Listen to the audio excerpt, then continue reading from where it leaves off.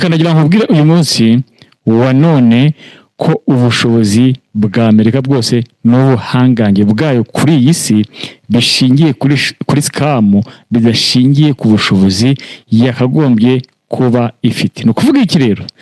Ni ukuvuga ngo Amerika niyo muskama wa mbere wabayeho kuva isi yaremwa kugeza uyu munsi. Ni ukuvuga ngo niyo ishobora guprayinga muri domaine zose za scam kugira ngo ibashe gusurvivinga. Uti reka twongere tunyaruke nkuko nabibemereye, twongere tuze twanarize cyangwa se dusesengure ubukungu bwa Amerika ubwo uko bwafashe isi muri munsi wa none, aho buhagaze n'ikintu gishobora gutuma iriya empire cyangwa se empire igwa.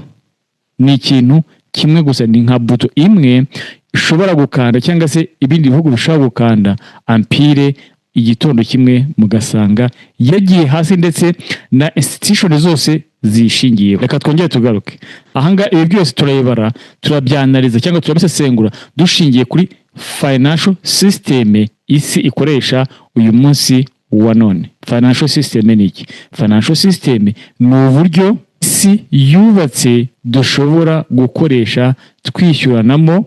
Ni ukuvuga ngo institution imwe kuva kuri imwe ujya ku yindi kugira ngo transaction zibashe kubaho ku rwego mpuzamahanga even no mu buryo buri lokale. Iki byose bikontororwa na Amerika. Kubera iki? Ubukungu bw'isi, wowe wijeje umufuka w'ibishyimbo uyu munsi ukawujyana ku isoko, nyuma yo kuwujyana ku isoko urahita ukenera uwo mufuka wawe w'ibishyimbo wejeje, urahita ukenera guhita uwuvunjishamo amadolari kugira ngo Amerika ikugire influence. No kuvuga iki? Kariya kantu ukeneye akariko kose utakuye mu murima wawe kugira ngo ukabone, ni uko ufite amadolari mu ntoki zawe cyangwa se mu mufuka wawe cyangwa se kuri konti yawe hariho amadolari, nibwo urabasha kubona ako kantu. Ntabwo mvuga amadolari mu buryo buri feasible, no, ntabwo ari uburyo buri feasible. Ni ukuvuga ngo ntabwo ukeneye kuba ufite amadolari mu ntoki, ntukeneye kuba ufite koko kuri konti, ariko uko byagenda kose urayakeneye. Reka nkwereke kwako kugira ngo tubanze tugendane neza. Niba uri mushyashya hano, banza ukore subscribe, kandi ubusanzwe ubana natwe mbabarira ubigeze kuri benshi. Ukora iki? Ukora usharinga, ubirayikinge, ndetse ujye no muri comment ugire ikintu ubivugaho kugira ngo tujye tubana umunsi ku munsi kandi twuzuzanye. Reka dusubire inyuma, duhere nyuma y'intambara y'isi ya kabiri cyangwa se duhere muri post war itararangira neza. Aho ngaho turagaruka mu 1944. Turongera tuvuge kuri Bretton Woods. Ni inama yabaye ishyiraho zino institution zose tubona, yashyizeho World Bank, ishyiraho IMF. Noneho mbere yaho byari bimeze gute? World Bank ikora iki? World Bank ishinzwe, ni ukuvuga muri ntuza zayo mu buryo buri interpretation bwayo kugira ngo abantu bayikunde, ishinzwe guteza imbere ibindi bihugu. Ibaha iki? Ibaha inguzanyo. Noneho IMF ishinzwe financial support in case habayeho any crash iri financieri ku gihugu icyo ari cyo cyose ku rwego rw'isi. IMF niyo yintervena kugira ngo yongere ifashe cya gihugu gusubiza bwa bukungu bwacyo ku murongo. That's the scam. Reka ibyo tubyihorere. Ibyo bigo uko ari bibiri byagiyeho muri 44 bishyizeho uyu mucyo twita Bretton Woods system. Noneho ibyo byose bibaho cyangwa se bifungishana intuza transaction zazo zose. Wibuke ko zigomba kuba fonctionner mu madolari, zigomba kubaho system yubatse mu buryo bw'idolari. Institution zitarajyaho akoraga iki? Byari bimeze gute? Niriye faranga ryakoreshwaga mbere yuko idolari ribaho. Mbere yuko idolari ribaho cyangwa se rigira influence ku isi, twakoreshaga icyo bitaga gold standard. Gold standard yari iki? Gold standard nuko buri gihugu cyagombaga kuba gifite amafaranga ari backed na zahabu. Nukuvuga stock ya zahabu ufite niyo yabaga iguha ubushobozi n'umubare wo guprintinga amafaranga runaka. Ni ukuvuga ngo money supply cyangwa se amafaranga yagomba kujya mu baturage yagomba kuba ufite stock cyangwa se zahabu ishobora kubakinga ushobora kubakinga ya mafaranga yawe ufite. Kuvuga ngo nta gihugu na kimwe cyari gifite ifaranga rifigisinze ku kindi, ahubwo ni ukuvuga ngo amafaranga yose yabaga afigisinze ku cyo twita gold. Niyo mpamvu twavuga ko gold cyangwa se zahabu ariyo yari standard yo kugira ngo money cyangwa se amafaranga ajye muri circulation kuri amount iyi niyi, ku mubare ungana gutya. Ni ukuvuga uwo mubare wabaga ni ukuvuga ngo uri determined cyangwa se ushyirwaho n'ubushobozi bwa zahabu yawe.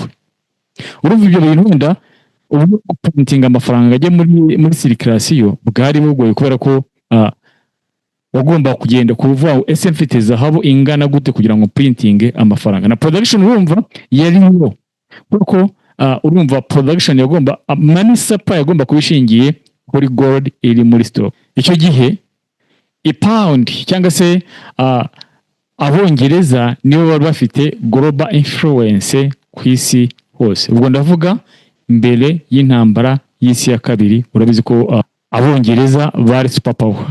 Noneho nyuma y'intambara y'isi ya kabiri ho cyangwa se intambara y'isi ya kabiri ijya kurangira, Ubwongereza bwagiye hasi, ubukungu bwabwo bujya hasi, bituma Amerika ihita ifatiraho. Kuvuga ngo ubundi Amerika Noroma ni umwana w'Abongereza, kuko n'ubundi Abongereza nibo bakoroneje iki, nibo bakoroneje Amerika. Noneho Amerika iclaiminga ubwigenge irabubona, ariko no kuvuga ngo byagenda kose iyo umuntu yawukoroneje ntago mujya mutandukana 100% riguma mu maboko ye. Nibwo Amerika yahitaga ifata iki, yahitaga ifatiraho, noneho ishyiraho systeme yayo, kugira ngo iyo systeme bo bavuga ko ariko yaranakoze, bavuga ko ari uburyo bwo kugira ngo strengthening cyangwa se boroshye uburyo bw'ubucuruzi urujya n'uruza ku isi hose. No bashyiraho icyo twita iki dollar. Ni ukuvuga ngo idolari rigomba kuba ryiyegamije kuki, kuri zahabu. Idolari rikaba ryiyegamije kuri zahabu. Ni ukuvuga ngo noneho niba igihugu cyaba gifite cyaprintingaga amafaranga gishingiye kuri stock ya zahabu gifite, noneho icyo kizakora ni kimwe, ni ukuvuga ngo ahubwo ibyo gifite umutungo gifite, Amerika niyo ushaka kudetermina ukavuga ati ugomba kubika amadolari angana na gutya. Ni ukuvuga fluctuation yawe, ni ukuvuga fluctuation y'ifaranga yagomba kuba igendeye ku buryo idolari ryahindutse ku rwego mpuzamahanga. Uyu munsi ubona ifaranga rita agaciro buri munsi. Icyo gihe ibyo bintu bigikora icyo twita gold dollar, ntabwo ifaranga ryahindagurika gutyo, kubera ko izindi currency zose zisigaye ku isi zagomba kuba ziri tied cyangwa se zifigisinze cyangwa se ziyegamije ku idolari. No kuvuga iki, ni ukuvuga ngo Amerika yagombaga gukora amadolari angana na stock ifite ya zahabu. Noneho muri za 55 ubwo ndashaka kugira ngo nze kuza kubereka situation y'uyu munsi, impamvu mpora mbabwira ko Amerika irwana intambara ya survival y'ubukungu bwayo. Ni ukuvuga ngo intambara irwana ni ukugira ngo ubukungu bwayo bukomeze bubeho. Abantu baba bazi ngo Amerika ngo burango yagiye muri rani kugira ngo ibashe kwiba petroli, ni ukugira ngo iyigireho influence. Wenda yagiye muri Venezuela gushimuta Maduro kugira ngo wenda ijye yiba petroli iyijyane. Amerika nicyo gihugu gifite petroli nyinshi ku isi.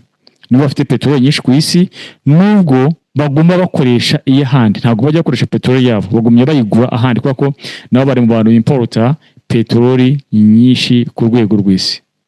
Ariko icyo kibazo ndaza kugikwereka impamvu impamvu Amerika yagiye kwa Saddam Hussein ibabeshyera, ikajya kwa Gaddafi ibabeshyera, uyu munsi ikaba iri muri Iran. Ntago nyamukuru ntabwo ivuga ikibazo cyayijyanyeyo nyamukuru, kubera ko yabiri imeze nk'iri gukangura ibindi kubera ko ibindi byo gukubwira kugira ngo uzabone undi muntu ari kubikoraho isesengura cyangwa se analyse bizakugora, kubera ko birasaba ubundi buryo bwo kubyumva, birasaba ko nyine wicaye ugasoma none ukaba ufite understanding y'ubukungu kugira ngo ubashe kumva ino game, kuko iyi ni game irimo aba players batandukanye, ariko noneho umuplayer umwe ariwe ukomeye bita Amerika.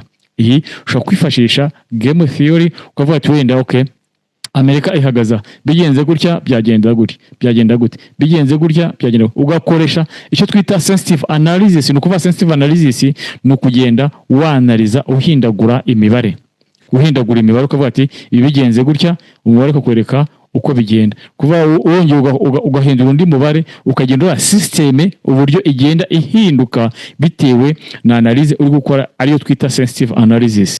Intambara ya Vietnam buriya twavuga ko ari communism cyangwa se socialism cyangwa se RSS cyangwa se abantu bagendera ku mahame ya gisocialiste barwanaga n'abakapitaliste. Ni ukuvuga ngo ni system imwe yarwanaga n'indi kugira ngo ikomeze bagire influence. Intambara ya Vietnam urumva USA cyangwa se abanyamerika bashaka kugira ngo bagire influence yahari muri Asia iri strong, bituma bajya kurwana na bajya kurwana na RSS. Urumva ko nyuma y'intambara ya kabiri Amerika nubwo ifata influence, ariko yari igihanganye yari igihanganye na Leta Zunze Ubumwe z'Abasoviete, nta mbaraga nyinshi nyine idafite influence iri global, iri total influence. Urumva icyo gihe ntabwo ari kuvuga ngo mfatiye ibihano RSS cyangwa se Leta Zunze Ubumwe z'Abasoviete, ariko uyu munsi rishaka kuvuga ati Abarusiya tubafatiye ibihano ibi kandi bikagira impact, bikagira icyo bihindura ku buzima bw'Umurusiya aho ari hose. Noneho rero iyo ntambara yatwaye amafaranga menshi y'Abanyamerika, ariko kubera ko bari bafitanye ikintu kimeze nka contract, bari bafite iyo Bretton Woods system, icyo yaremye kiri cyo kugira ngo babashe influence isi mu buryo financier, amafaranga yabo y'ibindi bihugu yaragifixinze ku idolari. Noneho bagomba kubakingwa bagomba kubakingwa cyangwa se idolari igomba kwishingikiriza kuri zahabu gusa. Noneho kubera gukoresha amafaranga menshi baprintinga ibidolari byinshi, ntabwo bagomba guprintinga amafaranga cyangwa se umubare w'amadolari utangana cyangwa se badashingiye kuri stock ya zahabu bafite, ariko muri icyo gihe baprintinze ibidolari byinshi biruta kure stock ya zahabu bari bafite. None ibindi bihugu bitangira kugira ekentidi, bitangiye kugira ekentidi, bibona ko Amerika yasize ibipapuro byinshi hanze, nyamara nta zahabu yo kubakinga bya ipapuro ifite. Bagize gute? Nibwo bigiriye inama yo gutangira gukuraho icyizere kuri rya dolari, ku buryo purchasing power cyangwa se ubushobozi bwabo bwo guhaha, no kuba influence y'idolari yatakaje value presque 80%. Urumva yari iri hasi cyane, mu kuvanga idolari ryari ryataye agaciro. Muri 71 mu cyo twita Nixon shock, cyangwa se ubwo Nixon ya endingaga cyangwa se yakuragaho icyo ngicyo twita gold dollar system, nibwo yagikuyeho aragisesa, idolari no risigara ribakingwa for nothing. Ni ukuvuga ngo nta kintu noneho cyagomba kubakinga idolari, bitewe ko bari bafite ibidolari byinshi hanze kandi nta zahabu ihari.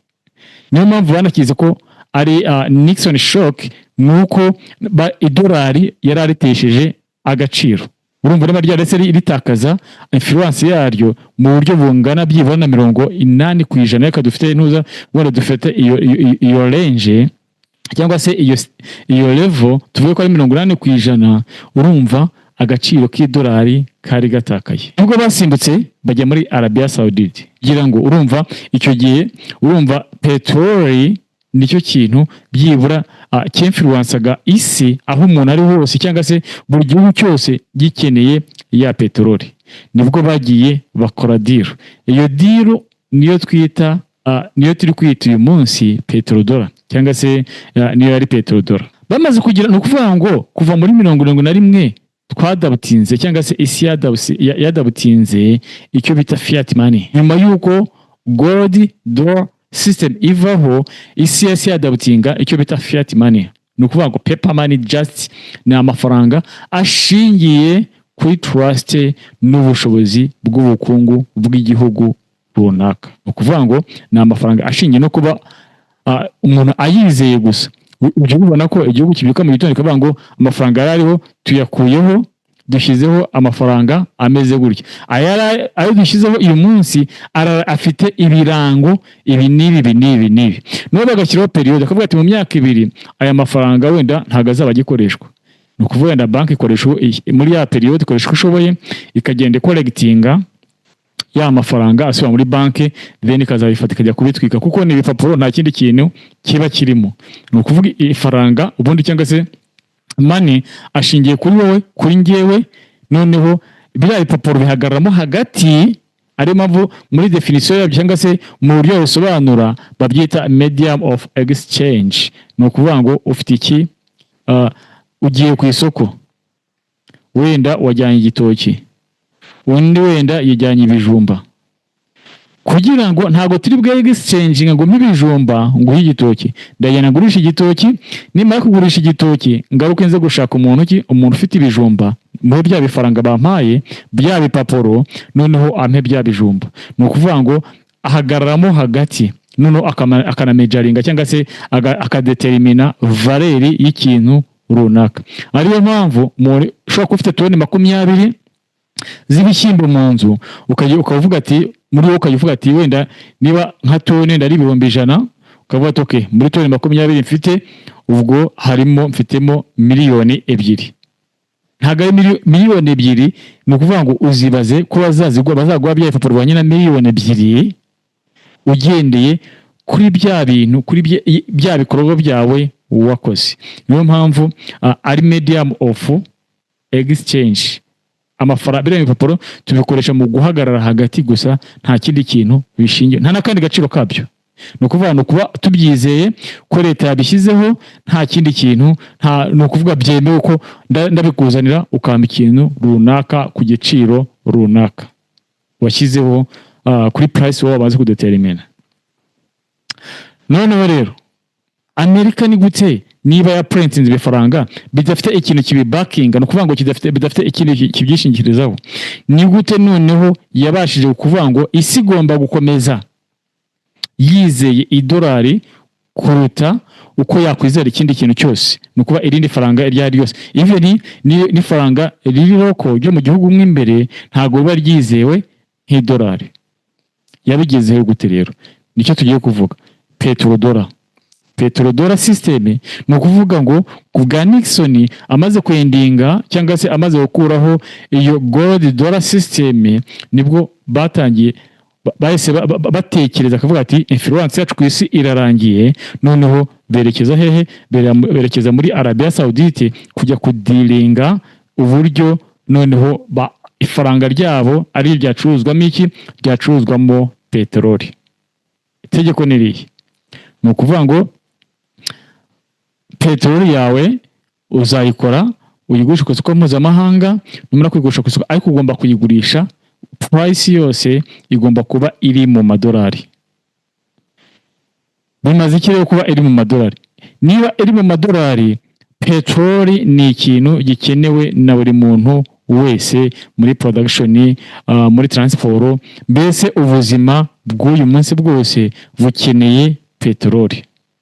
Buragwera ku ngendo zo mu kirere, izo ku butaka, mu nganda, n'aya mashanyarazi mubona. Niyo mpamvu ubona niba peteroli ivuze ibintu byose bizamuka, ari amazi, ari amashanyarazi, price igahita izamuka. Nuko byose ba produced cyangwa se biboneka n'ubundi ari uko ufite ya peteroli. Ni ukuvuga ngo niba ari amashanyarazi ukaba ukoresha amagenerator, ugomba kuba ufite mazutu yo gushyiramo. Niba ukoresha niba ari production zikora amaplastike, tuvuge nk'aya mambarage, ibiki byose ugomba kuba ufite peteroli kugira ngo ibikore. Ibi kutere hano ibintu biplastike uri kubona hangaha, ni ukuvuga ngo hagomba kuba hari peteroli kugira ngo bizaboneka, uwo musaruro uzaboneka. Urumva peteroli ni ikintu gipurayinga role nini muri sosiyete, mu buzima bwa muntu. Hari abantu bari kuvuga ngo buriya ngo okay, urumva wenda abantu bari ordinary ni ukuvuga ngo bafite information wenda zitari advanced, bo bazi ko wenda ari ukugira ngo tundi binyabiziga biri electrique bikunde bigurwe cyane kubera ko peteroli yahenze, kubera ko mazutu yahenze, cyangwa se kubera ko bikomoka kuri peteroli byose byahenze. Ariko ntago ari byo, ntago ariyo mpamvu. Impamvu nimwe gusa, no kugira ngo Amerika igire survival yayo. No, petrodora ndindutse intwaro ikomeye kubera ko bamaze gusinyana amasezerano, bumvikanamo ikintu Amerika yarumire ni kimwe gusa, no kubaha intwaro no kubaha uburinzi bwa gisirikare. Ariyo mpamvu ubona muri Middle East biriya bihugu byose hariyo amabaze menshi ya gisirikare, no kugira ngo bajye kurinda ubukungu bwa gisirikare. Iyi petrodora niyo yakuye Saddam Hussein ku butegetsi ndetse akamanikwa. Iyi petrodora mubona niyo yatumye Gaddafi akururwa mu muhanda nk'imbwa akicwa. Iyi petrodora mubona influence yayo niyo yatumye Amerika yohereza abakomando babo kabuhariwe bajya gushimuta perezida w'ikindi gihugu ari we Maduro muri Venezuela. Nicolas Maduro, ni ukuvuga ngo kino kintu bihugu byose ubona bifite peteroli ku isi, ni ukuvuga byose bigira ingorane bitewe na petrodora. Kubera iki petrodora uyu munsi the rise, cyangwa se uko abashinwa bagenda bagira ubudahangarwa, ni ukuvuga Amerika iva ku isoko, bishobora kugendana no gukuraho ubuhangange bwa Amerika. Reka nkwereke petrodora ikora gute. Petrodora umuntu wese ategetswe